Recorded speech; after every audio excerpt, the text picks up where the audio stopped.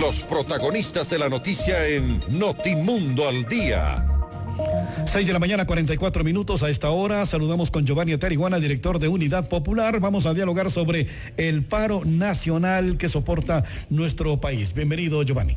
Muy buenos días, un saludo a todos los oyentes de FM Mundo.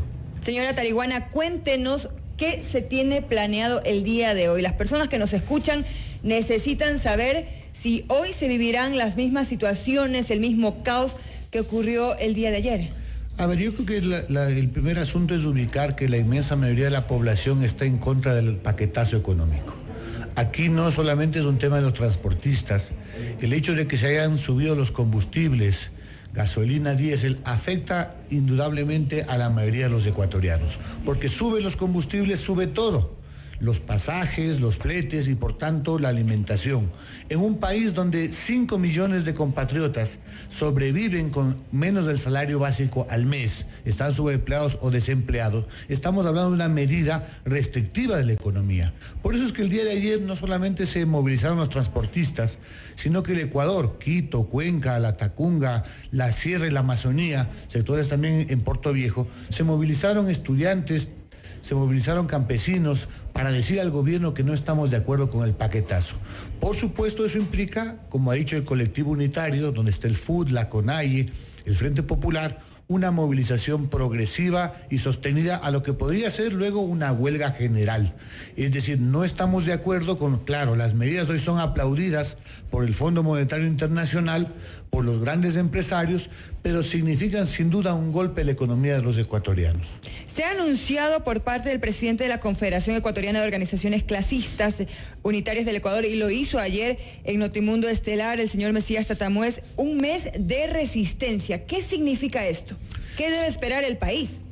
El país tiene que ponerse de pie porque no es posible que luego de una década de abuso, de corrupción y de descalabro económico, seamos, como siempre, el pueblo ecuatoriano quien pague la factura.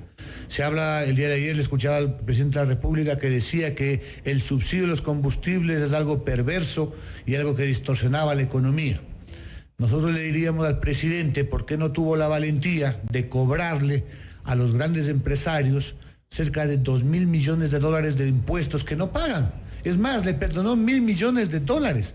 Si algo ha venido subsidiando la economía todos estos años por falta de decisión política de los gobernantes, ha sido que los grandes evasores, y no nos referimos a que evade el abogado, el médico o los pequeños comerciantes. Aquí quien evade son los grandes grupos monopólicos y las empresas mineras y petroleras que efectivamente han hecho negocio en este país. Giovanni, hay una medida concreta. Ellos dicen que van a recuperar 1.300 millones de dólares quitando el subsidio.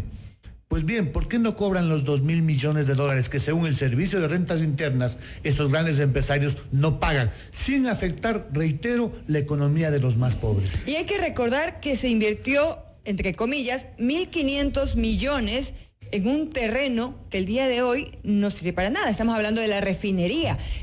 ¿Cuántas personas también han sido detenidas, están sentenciadas? Allí están 1.500 millones que podría recuperar el gobierno también. Eso es absolutamente claro. Habría que ser valiente, como dice el presidente, ¿por qué no hay ningún solo proceso contra las empresas que sobornaron y nos cobraron sobreprecios? Es el caso de la refinería del Pacífico, pero también la repotenciación de la refinería de Esmeraldas.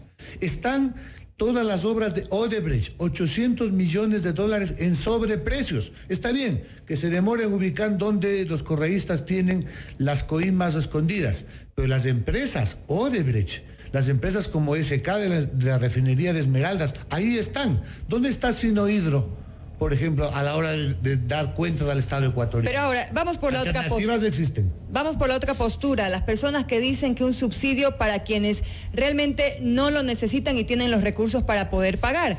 Las autoridades han dicho, los pobres no tienen vehículos, así que quienes tienen un auto tienen posibilidades económicas. ¿Y por qué subsidiarlos? Porque todos los ecuatorianos pagar un subsidio de personas que compran autos realmente costosos y tienen el dinero para pagar. Mire, eso fue el elemento para subir la súper, pero vamos al tema del transporte. Cuando hablamos de combustibles, hablamos de movilidad.